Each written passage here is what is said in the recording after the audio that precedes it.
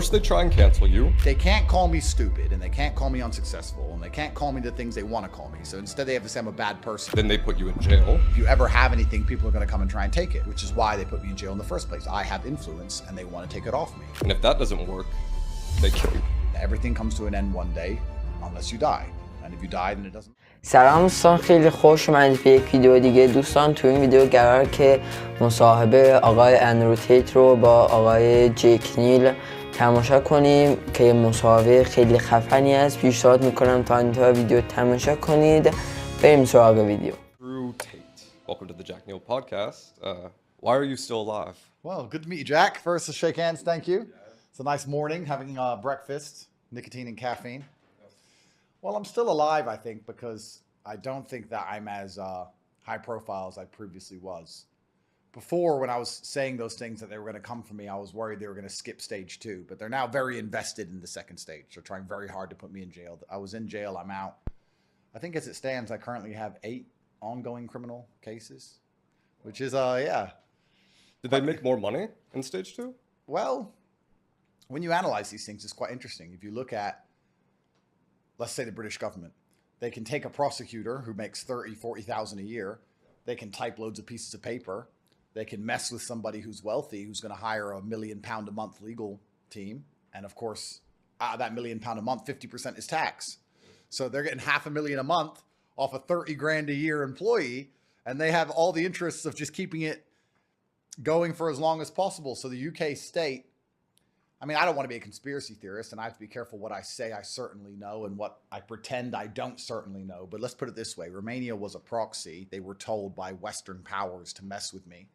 And then, even though we discuss the matrix and we talk about how things are set up, what effectively happens is if a Western government says there's a guy in your country you want him dealt with, a prosecutor will investigate that guy. They'll put together a case. It'll go to court. That's what's happened. It looks like the judiciary is semi-fair here. And it's slowly being thrown away little by little. And I'm winning because I've done nothing wrong. So now the UK state's like, we can't trust those darn Romanians. We'll do it. So now they've raised a bunch of charges against me and they're trying to. I said it on Raheem. I did one of his podcasts about 6-7 months ago. I said, I believe the UK is going to come for me next. I literally said the words and within a month. I don't know if I'm speaking things into reality or I could just see the future. I'm not sure which one it is.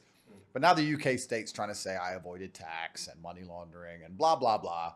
So we'll see how it all goes. What are your 3 favorite countries and least 3 favorite countries? It's difficult to answer because it's favorite for what? Because there's good and bad of everywhere. You know, because I would say Romania. Okay, well, Romania is one of my favorite countries for a lot of reasons. It's highly religious. It's very safe. There's beautiful nature. There's lots to do. You can walk around. I walk around wearing $1 million watch, driving a $3 million car. Nobody messes with me. Perfectly safe. Girls walk alone at night. It's all great. But then the legal system's a nightmare. I can tell you from personal experience, right? So there's good and bad for each place. So it's like, which country has my favorite legal system? Which country has the best nature? Which country is best to visit? Because sometimes visiting a country is different than living in a country. They're all very different things. And what you'll often find, the true red pill of it all, is that there's no light without dark. So all of the things you love about a country quite often come from all of the negative things about a country. So I just described Romania, the fact it's safe to walk alone at night, and any of you or any woman can walk alone at night and it's perfectly safe. That is true. The reason for that is because the legal system's a mess. Because if they catch you doing anything, you're going to jail and you're stuck there and you're not getting out. And it doesn't matter. You know, like I can tell you endless examples. If you go to America, cars get broken into, cars get stolen. Here, cars don't get stolen. In fact, there was a couple car thefts once. It was big on the news. That's how big of a deal it was. There was a couple car thefts on this particular street. The police set up an undercover agent, and they saw someone walking up and down the street, and a guy who was looking in a car window got picked up. Now, in America, you can't arrest someone and put someone in jail for looking in a car window. Here, they can go, there were some car thefts last month. He looked in the window. Meh, close enough, year. And they put him in jail for a year without trial. So it's like, yeah, it's safe. It's a good country till it happens to you. That's right. So it's like, which side of it are you on? When you're walking along with your family, you're looking around going, it's so fantastic here, it's so safe. When you're in jail, you're like, this is not fair. So it's the same in Japan. Japan has a 99% conviction rate. That's because if you go to court in Japan, you're going to jail. Did you do it? Who cares? Society's safe. So it's like, do you want what's best for the ant or do you want what's best for the ant farm? They're different things. If you're an ant who's been sent to die for the ant farm, you're unhappy. But if you're one of the ants in the ant farm who wasn't sent to die, but the ant farm's safer, you are happy. There's no perfect place. I mean, you look at America and England. Okay, yeah, you haven't got to fear the law as much, but now you have to fear the criminals because they get bail and they walk away, or they get out on some human rights crap, or they only do 2 years or whatever. In fact, the worst country for that is actually America because you have to fear the criminals and the law. They'll fuck you over some financial crimes and they'll let murderers walk. The whole thing's a joke. In England, you don't have to fear the law very much. You only have to fear the criminals, but London's out of control. In Romania, there's no criminals, but the real mafia are the government. You don't want to mess with them here. It's hard for me to say what my favorite country is. Everything like Romania is the US or UK in your bottom 3? Well, I feel betrayed by them. They've betrayed me because they're run by Globo Homo. Like, if I was gay and I was this famous, I'd be standing next to the leaders of the country. And I would be basically above the law and untouchable and celebrated as the beacon of Western civilization. But because I'm not gay, because I go against their agendas, they're trying to put me in jail and they've betrayed me, which makes me feel kind of homeless. I mean, it's kind of sad to think that your host nations have betrayed you. If I was Azerbaijani and I was this famous, I'd be one of the most respected men in Azerbaijan. I'd be having lunch in the presidential palace with the president of Azerbaijan. Everything would be fine. My nations should be happy for what I'm doing. What am I doing? I'm teaching young men how to make money. I'm inspiring young men to work hard and go to the gym. I'm inspiring young men to stick up for what they believe is right. I should be celebrated as a cultural phenomenon. Instead, I'm attacked. So yeah, I've been betrayed by them, and it makes me feel quite sad because I am patriotic and I do love both nations. But what can you do when they're run by a homosexual mafia who are mad at anybody who doesn't want to shove his dick off? What can you do about it? Have you considered starting your own country? Tristan kind of looked into it. Difficult thing with the country is, though, you need a military to defend it.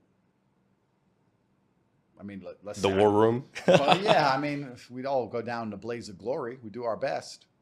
You get a country, you get an island, you set it up, and then you just get invaded and taken to jail somewhere by whoever. It's quite difficult to do. I'd like to think that America can fix itself, or that one Western country will come back to some degree of sanity. I'd like to really believe that, but we're gonna have to see how it all goes. This is kind of out there. Do you wear sunglasses in certain interviews so people's energy can't get into your soul? You know what? That's a good question. Let me take them off. اگه تا اینجا ویدیو تماشا کردید خیلی ممنون میشم که همین الان کانال منو سابسکرایب کنید و زنگوله کنارش رو هم فعال کنید. اگه از این ویدیو هم خوشتون اومد حتما دکمه لایک رو بزنید تا ویدیو ما به افراد بیشتری نشون داده بشه. I do have bad eyes. That is true. So if the light's in my eyes for too long, I start to squint. I don't want to look squinty. Yeah. That was how it started. But then now I wear them so often. Yeah, I do like the idea of people not being able to penetrate my soul via my eyes. And I also like the idea of looking out the corner of my eyes. I do that a lot. I wear really dark sunglasses and then I look at other people in the room. Interesting. Why I do that, perhaps I'm just paranoid. I'm not sure. I should think of a really cool reason. I should think of something really cool and inventive as to why I wear them. But I just like having sunglasses on. Perhaps I do like to hide the windows to my soul. Not everybody needs to see in my eyes. Like why? Not everybody has to see deep. They say that your eyes tell the truth. And that is true. Like I can even talk from fighting. No matter how good someone's poker face is, you can see it in their eyes. If you hit them with a hard shot, even if their face doesn't move, you see it in their eyes. So when you fight somebody, you look directly into their eyes to see if you've hurt them or not. So perhaps I like to keep my eyes shielded for that reason. I'm not sure. But I wear sunglasses. It's not just interviews. I wear sunglasses probably 80% of my waking day every day. I always wear sunglasses all the time. You're really protective of your energy. That's interesting. Yeah, and maybe, if they acid attack me, I can retain my vision long enough to get the Aikido and snap their necks. Yeah. I just don't really see the disadvantage. So I wear sunglasses all the time unless it gets really dark. What do you believe humans from the 25th century will think of humans today? Really good question. I think there's going to be a lot of things that we currently do that they're going to see as barbaric, and they're not going to understand how we manage to function as a society without the kind of control that will be implemented on humanity by then. So I'll give you a very quick example. So in the year 2500 or 25th century, everything will be controlled by machine mind. Everything will be extremely organized. Even the idea of the capability to drive, I think it's going to be very crazy to them if you explain that you had a driver's license and it was a piece of paper and that you drove around and that if you broke the law, you had to be caught by accident or by coincidence And if they caught you by coincidence, they took your piece of paper away. And then you could continue to drive afterwards. And unless you get caught again by coincidence, nothing will happen. And a lot of people lose their licenses and just continue to drive, and the car still starts just as normal. It's not like it is in the 25th century where your ability to start your car is directly linked to your AI chip in your brain, and once it's removed, your car doesn't move, and they can tell where you're going if you're trying to drive without license. No, it's all just big coincidences. Maybe, maybe not. All the different pieces of paper are different in all the different countries, and if you change country, none of the laws apply anymore, and that, in fact, your ban doesn't apply anymore. Cars crashed. Going to be amazing to them. So every time you got in your car, you took the risk that someone just crashed and killed you. And they'd be like, well, how did they stop cars crashing? Oh, we had white lines and a light when it was red, when it was green, and there was a white line. What if they drove across the white line? Yeah, then you die. And well, how did they stop crazy people driving? We didn't. How did you stop drunk people driving? We didn't. How did you stop tired people driving? We didn't. Drove and kind of luck, I guess. I mean, murder might be gone by then. So you just go out, someone might murder you. You know, people steal things. Just go in, they just take it. How do you stop them stealing it? Well, you really can't. You have to call the police and have to try and catch them after. And everything will seem so archaic. Yeah. So like, that's so unorganized. They're going to think, why didn't everyone just break the rules all the time? That's what they're going to think. They're thinking, why did anyone listen to anything? How did they even enforce anything? Now everything's enforced in advance or enforced instantly. Back then, there had to be a whole big investigation. And that's how I think they're going to view us. They're going to view it as just, how did anything get done? I view the world that way now. The reason I'm saying that is because I already view the world that way. When they talk about raising the taxes in the 1400s, I'm like, who the fuck collected or paid tax in 1400? Like, how did you make someone submit tax? I mean, okay, if you went to the land and they worked on the land, you could steal some of their shit, probably. But like in the city of London, how did they enforce tax code? In the 1930s, how did they move money? I hear about World War II soldiers sending money home. How? How did you convert your dollars to Deutschmarks? How did you do a bank transfer? How did you? And that's only 50, 60 years ago. I could probably look it up. And I don't know how they did it. So they're just going to think everything was extremely dangerous, extremely scary, extremely slow. Like, how did you move from England to Japan? Or you got on this contraption and you sat there and it went to the sky. Like, well, what if it crashed? Then you died. Like, it's going to be very like, death will feel like it's right around the corner all of the time.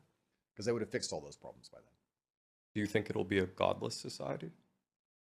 Well, once AI gets to the point where it knows everything and it sees the future and it controls everybody, I think they'll probably see it as a god in some regard.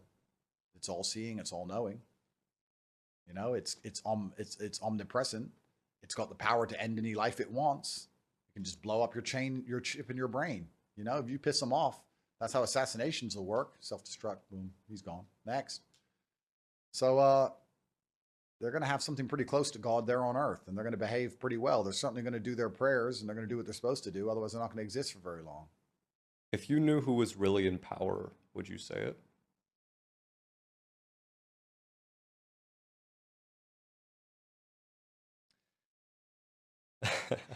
یکی از جنجال‌ترین سوالا بود که جیک از اندروتیت پرسید و اندروتیت هم اصلا بهش جواب نداد.